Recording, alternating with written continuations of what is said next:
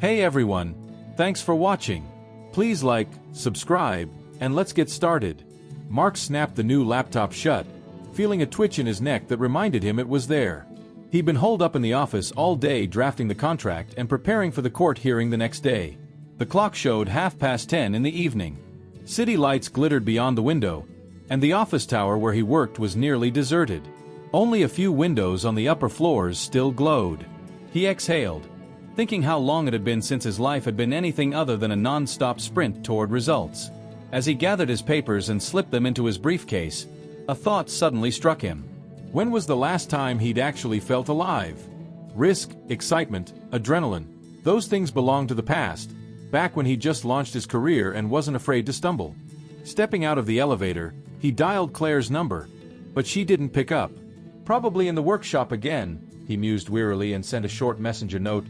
"I'll be home soon." His wife occupied his mind less and less these days, not because she didn't exist, but because their conversations had thickened into a sticky routine. They talked about who would buy milk when his parents arrived and whose car to borrow for a visit to a friend. "She's the same woman I once wanted to drive halfway around the world with," he thought as he pressed the central locking button in the parking lot. Claire was everything he was not. Impulsive, vivid, and obsessed with painting since childhood. She could lose hours to her canvases, disappearing into a world of color, form, and line. At first, Mark loved it. Her passion fed him. Watching her speak about a new painting with eyes that burned made him feel renewed. Lately, though, it felt as if their roads had split. They shared an apartment and a bed, but they no longer felt like a pair. The place increasingly resembled a forced coexistence rather than a family. Driving up and opening the apartment door, he saw the living room light was on. Claire sat on the couch, elbows on her knees, long brown hair pinned up, her expression an odd mix of focus and resolve. She offered him a small smile when she noticed him, but it was edged with nerves. "You're late," she said without taking her gaze off the magazine on the coffee table. "Work got in the way. I wanted to talk to you, but you were busy." She nodded and brushed an imaginary speck off the magazine cover. The pages showed people in masks, a piece about a scandalous costume party that had been in the headlines. Mark read a bold headline: "Secrets of the Night's Balls. No one knows who's behind the mask." "I think we have a problem," Claire said abruptly. Mark felt a knot in his throat. "A problem?" he echoed, bracing for anything from a leaky pipe to a suggestion of counseling. "Our marriage," she began, hesitating as if collecting courage. "It's become boring, and saying that hurts me. I feel like you and I have turned into strangers. Even when we're together, I don't feel your presence." He saw her hand tremble slightly as she pulled a business card from the magazine. "There's a place I found," she went on. "An upscale private club. They host themed nights where everyone wears masks. There's a dress code, music. It's a whole different world. People go for the experience, for the thrill." "You want to go there?" Mark asked, keeping his voice steady even as his insides clenched at the risks. Colleagues, clients, judges. Any compromising image could go viral and wreck his career. "Yes," she said decisively. "I think it could shake us both up. It'll be our secret. Something risky we share. Break the routine. Try something new. Maybe it'll rekindle the spark." Mark rubbed the bridge of his nose. The idea struck him as insane, but Claire's eyes held an unusual gleam, a blend of hope and dare.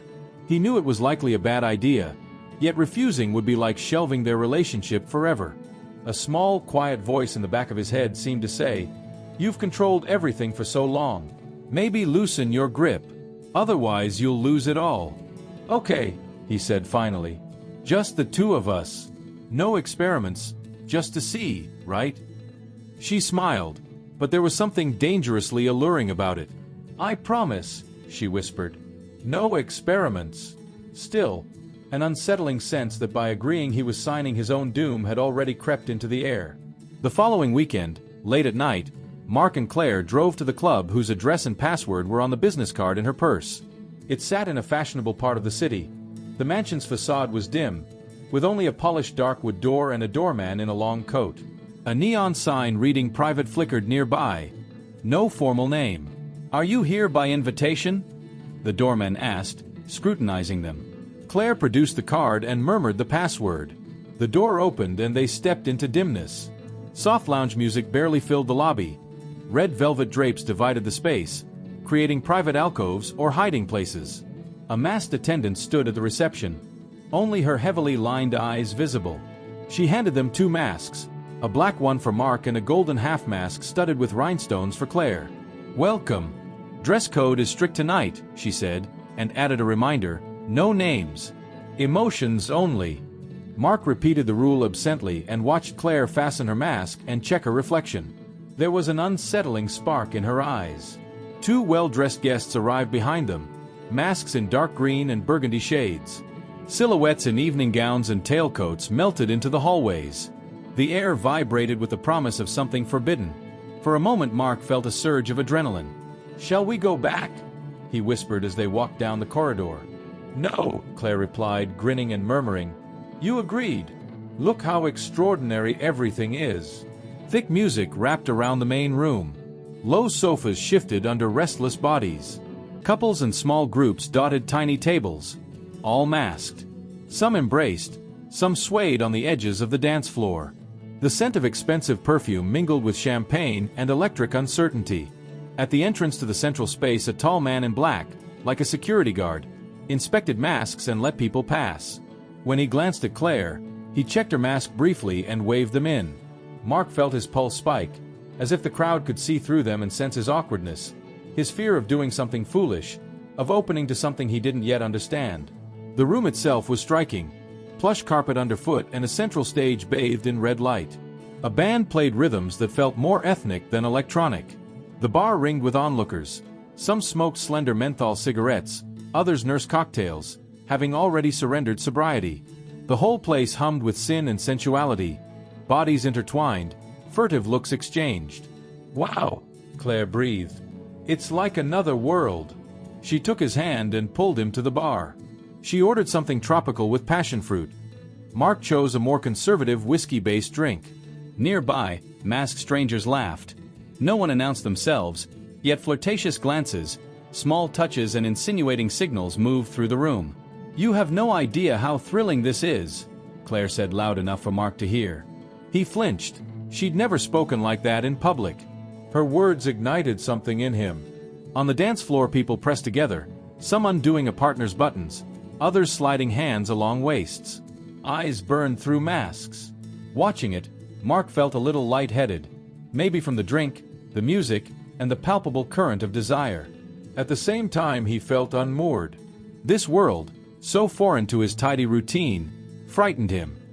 He looked at Claire. She danced with closed eyes, as if about to lift off. "Why don't we sit?" he suggested, catching her arm. She opened her eyes and smiled. "Sorry, I got carried away." They moved to a small couch against the wall. Unease nagged at Mark while Claire glowed from within. A thought struck him sharply. She's not with me anymore, even though she's beside me. He set his drink down and squeezed her hand, trying to reconnect, but she shrugged him off and said she had to step away for a minute. "Okay, but not for long," he murmured as she slipped into the darker hallway. While Claire said she was heading to the ladies' room, Mark sat on the couch, idly stirring melting ice. The music swelled and ebbed. A masked pair sat close by, lost in each other and oblivious to being observed. 15 minutes passed and Claire hadn't returned. He checked his watch, concern rising. Maybe she was unwell. He stood and moved into the hallway toward the restrooms. The semi-dark corridor's lights flickered and Baroque mirrors lined the walls. A group of masked women emerged laughing, but Claire wasn't among them. Mark's pulse quickened. He circled another area with no luck. The corridor dimmed further. Some doors were shut, labeled in Latin. From beyond curtains he heard muffled voices, laughter and fabric rustling. Then he spotted a female figure in a golden mask like Claire's, slipping behind a velvet curtain escorted by a tall man in a black suit and mask. He hurried for a clearer view. The silhouette shape, the slim hips, the sway of the hair, matched Claire's, but certainty eluded him. "Excuse me," he called to a nearby guard. "I need my wife." "She just—" The guard, broad and stern, pointed to a sign. "Access by invitation only." "This area is invitation only," he said dryly. "What right do you have to enter?" Panic burned hotter. He wanted to shout that she was in there, but the rule "no names, just emotions" flashed through his head. What would that achieve? Make a scene, shout her full name, attract everyone's attention in this dim, anonymous place? I just need to speak to the woman in the gold mask, he began. But his plea sounded ridiculous, pathetic. I can't let you in without an invitation, the guard repeated. From behind the curtain came a woman's laugh and muffled sounds as the music swelled. A muffled moan, real or imagined, made the hair on Mark's neck stand up. He blurted, louder than intended, "Look, my wife went in there." "There are no wives here," the guard replied flatly. Mark froze. The curtain fell back into place, leaving only a golden wash on the floor. The woman's silhouette vanished deeper into the room. A man passed with champagne trays and tossed a mocking, "Relax, buddy," over his shoulder. Mark felt none of the mockery's ease. Anxiety clawed at him. After several fruitless attempts to gain access, he returned to the main room and sat where he'd been, but the embers of panic glowed beneath him. An hour had passed since Claire left. He searched the halls, even dared knock on the ladies' room door. No answer. Around him the crowd sank deeper into drunken, sensual abandon. Mark's chest tightened like an iron clamp. Maybe it wasn't Claire, he tried to reassure himself. How many women wore golden masks? Yet his mind held on to the details. The identical head fit, the shoulder line, the man guiding her by the arm as if she offered no resistance. Another hour crawled by in torturous suspense. He ordered water after water because he couldn't drink. His head throbbed with dark visions. Had Claire been swept up by someone here? Or worse, forced? The guard had treated the encounter as if it were consensual. After half an hour more, Claire finally reappeared. Mark, near despair, sat at the far end of the hall, trying to disappear in the crowd. He spotted a golden mask gliding near the bar. Claire moved slowly, slightly unsteady as if pleasantly intoxicated. Her hair was tousled though held with a barrette. Her lips shone and her eyes held an inexplicable mix of joy and excitement. She looked euphoric. Mark leapt up and confronted her. "Where have you been?" he asked, keeping his voice low but thick with fear and fury. Claire gave a lazy shrug and circled the room. "Is that a crime?" "I've been looking for you for almost 2 hours, he snapped. 2 hours, Claire." She lifted an eyebrow, or he thought she did, half her face still hidden, and said, "Come on, Mark. You're acting like an old man who forgot how to rest. Aren't you too uptight?" A wash of indignation hit him, but up close he noticed her skin was slightly damp, as if from dancing or something more intimate, and a faint flush rose on the back of her neck. "Come on, let's get out of here," he urged, taking her elbow. She slipped away from his grasp as if his touch annoyed her. "Okay," she said softer, meeting his panic-stricken gaze. "If that's what you need, let's go. I'm sick of it too." Yet there was a falsity in her tone. When she said bored, he felt she meant the opposite.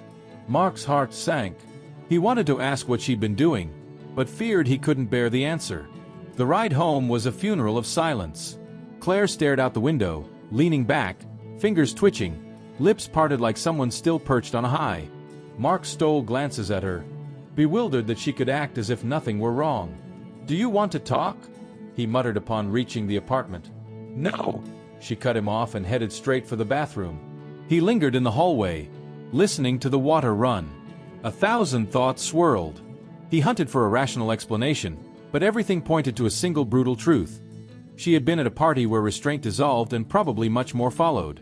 She returned agitated, distant, as if she were not his wife but a stranger he'd just met. Morning light found Mark awake, sunlight slipping through loose curtains. It was 9 a.m., late for him. He usually rose at 7 to tackle the day, but they'd gone to bed close to 2 and his mind still raced with the nightclub's images. The velvet curtain, the hidden alcoves, his wife's transformed return. Glancing at Claire asleep beside him, he noticed her breathing even and dream-filled. He propped on an elbow and felt his heart still pounding from last night's impressions. Leaning closer he saw her leg emerge from the blanket. The curve of knee, the slope of thigh, the olive tint of her skin. There, just above the knee, a dark purple mark stunned him. It looked like the outline of lips, an upper and lower lip pressed into flesh as if someone had kissed so hard it bruised. His temples throbbed as his heart thudded. Gingerly he ran a finger over the impression. The skin was warm and the bruise still fresh. "What are you doing?" Claire asked suddenly, yanking the blanket to cover her thigh. Her eyes opened wide and something like guilt or fear passed through them. Mark couldn't form words. Rage surged, but outwardly he seemed paralyzed. All feeling froze inside. "What is this?" he asked, pointing at the hidden bruise near the blanket's edge. Claire offered no answer. She looked at him like a stranger, then away. She rose, slipped into a robe, and left the bedroom without speaking. In the hush that followed, Mark's worst suspicions were confirmed. Those were someone else's lips, not his. His head pounded. Anger, resentment, betrayal, and a grim curiosity raced through him. Who was it? Where did it happen? Why didn't Claire try to explain? After a while, he went to the kitchen. Claire made coffee without meeting his eyes. He poured a strong espresso but couldn't bring himself to drink. His mouth was dry, his throat bitter. They moved through the room in silence, wrapped in themselves. In that quiet, a roar of fury echoed in his head. "All right," he said in a numb voice. "I'll leave for the office. I've got things to do." She nodded, staring out the window. He had no words, so he left. The silence between them spoke louder than anything. It was the fuse to an emotional explosion. A bruised lip confirmed the fact. It confirmed sexual closeness with someone else. Mark went back to his office and threw himself into work. Or at least he tried. But the images kept clawing at his thoughts, refusing to let him be. A cold, methodical resolve took root inside him. He was a lawyer by trade, trained to collect proof, and if someone had crossed him, he intended to uncover the truth. First, he rang a well-placed acquaintance, a socialite with ties in security circles, and, without divulging details, explained he needed the guest list for that night's event. The contact was startled at first but agreed to help. A few days later, Mark received an encrypted file. That same evening he opened the document and saw names. High society figures, businessmen, politicians, artists, show business people. Many entries were obscured with pseudonyms or initials, but some surnames were unmistakable. He also recalled the club's CCTV cameras. Places like that sometimes retain footage for security, and phoned his contact again. The man warned it would be harder to obtain video, but Mark pressed, offering a significant sum. A week later, a flash drive arrived with several silent but clear video files. Mark played the first one at home while Claire was out. The footage began in the lounge where they'd been laughing over cocktails, then cut to the corridor leading to the VIP section. There, a figure in a golden mask stood beside a tall man in a black suit. Another man, slightly shorter but broad-shouldered, joined them. Claire removed the mask and the camera captured her face perfectly. She laughed, tossed her head back, the men close by. One stroking her neck, the other whispering in her ear, and she looked delighted, animated, utterly at ease. Mark's breath hitched. He froze the frame, attempting to steady himself, but a burning ache split his chest. He knew there could be worse to see, yet he couldn't stop. He hit play. On screen, Claire kissed one man, then the other. One of them gestured toward a door and she readily took their hands, seeming to agree, and the three vanished from the camera's view. He stopped the video again, and in that silent stillness the full horror of betrayal settled over him. His wife, the woman he'd shared years in intimacy with, the person he believed closest to him, behaved as if he, Mark, was non-existent. He pressed play once more, but the recording cut off after they left the frame. That portion alone was more than enough. He closed the laptop and sat motionless for a long time, fingers pressed to his nose bridge as if to stave off an oncoming migraine. Emptiness hollowed out inside him and, in its place, a cool, clinical calculus formed. He was a lawyer, and he now possessed the proof. The next morning he rose earlier than usual, dressed carefully in his best suit, making sure his shirt was pressed. In the mirror he saw a man with a hard expression and a drained look. Claire slept on. He slipped on his jacket and left the bedroom quietly. He had a full court day ahead, but first there was one imperative task. From his office he phoned a colleague who practiced family law and, in a clipped tone, outlined the situation, asking him to draw up divorce papers. No spectacle, no unnecessary details, simply a statement of irreconcilable differences. The lawyer, surprised, asked no prying questions. In the afternoon, while Mark returned from a meeting, the colleague called to say the documents were ready and could be signed that day. Mark didn't hesitate. "I'll sign and file them tomorrow," he said. On the ride home he wondered whether to tell Claire himself or present the decision as fact. Recalling how coldly she had been looking through him lately, as if he were invisible, He opted not to argue. Words were pointless. The outcome would speak. By evening the papers rested in a folder. When Claire came in without meeting his eyes, he handed her the folder that contained the official divorce documents. She went visibly pale but kept her composure. She asked, "Are we breaking up?" "Mark, is this a joke?" she said. "No," he replied flatly. "But we said we wanted to shake up our marriage, to bring back the passion." "I've seen the video," he cut in, voice cold. Two men, a corridor, a golden mask. Her gaze dropped as if avoiding him. "You have it all wrong. It was just a game," she stammered. "Shut up," he snapped, interrupting her. He stood erect, steady as if on the witness stand, the hard light in his eyes showing he had already reached a verdict. Claire broke down in tears, trying to show remorse, but pity had no room left in him. The next day she received a subpoena from her attorney. Mark would not speak to her, acting as though she were no one. Soon he published a column on a legal blog, anonymous in names but explicit in detail, describing an exclusive private club where masked indulgence and the collapse of families took place behind closed doors. The piece struck a chord. Readers guessed the place, journalists sniffed around, and whispers suggested a high-ranking politician had been compromised at a similar event. The scandal swelled. Those whose names surfaced hurried to deny involvement, but hints of time and location stirred interest. Anonymous sources claimed organizers possessed camera footage and that fragments had already leaked online. The backlash snowballed on Claire. Friends averted their eyes. The gallery director who had once promised her an exhibition suddenly pretended not to remember her talent. No one wanted to be linked to a woman caught up in a scandal that sullied reputations. 2 months passed and Mark barely saw Claire, although they technically still shared an apartment. She spent nights at friends' places, came by to collect belongings, and avoided direct encounters. Online tabloid chatter devoured the masked night details. Anonymous interviews, fabricated eyewitness accounts. Claire's name was never explicitly published, yet acquaintances who recognized her face connected the dots. She tried to insist to people it had been a mere game, but the idea felt too obscene to be believed. The gallery quietly canceled her show, blaming schedule changes. Other venues refused to risk association. When the court date arrived to finalize the divorce, Mark felt neither triumph nor sorrow, only the calm of relief that the ordeal would end. He arrived early and took his seat in the courtroom, where a handful of lawyers and some waiting spectators were already gathered. Claire appeared too, keeping her distance with a friend at her side. Their eyes met briefly. He saw pleading and anguish in hers, but his own heart had gone numb. The formalities were swift. The judge skimmed the paperwork, confirmed the parties' consent, inquired about property division, and Mark, without looking up, said they would abide by the prenuptial agreement. Claire nodded, and the judge pronounced their marriage dissolved in that moment. As they left the courtroom, Claire tried to speak to him. "I'm sorry. I don't know what to say. Things spiraled out of control. I didn't mean for it to ruin everything. I meant to, I don't know."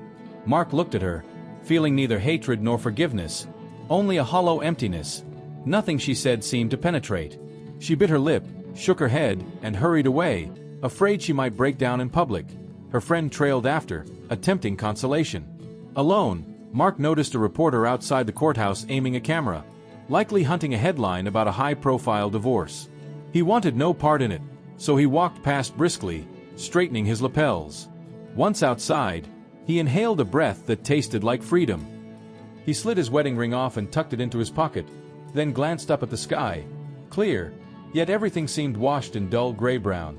It felt like the calm after a storm, the scenery unchanged, while inside he had been shattered.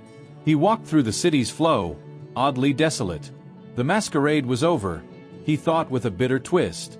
The experiment intended to reignite their marriage had exacted too steep a price, and now that it lay in ruins, anger no longer came. Only the sense of having survived, fractured. That night he erased her number, deleted photos and shared messages. Among the final texts was a brief, "I'm sorry. I'm so sorry." She had sent a week earlier. He opened it, then wiped it away without reply. Friends offered varying degrees of sympathy. Some asked whether his actions had been too harsh. Mark merely shrugged. She had chosen emotion. He had chosen consequences. That short, cold maxim became his refrain. Over time the rumors faded as new scandals replaced old headlines and the town moved on, But the masked knight stayed with Mark as a wound and a lesson. Never toy with what you are not prepared to lose. Claire might one day find her path, but it would be without him. Mark stepped from the courthouse, removed his ring, and merged into the crowd. The masquerade was over. And that's where today's story ends. Thank you for watching to the end. If you enjoyed it, don't forget to like and comment. We'd love to discuss this story with you. See you in the next one.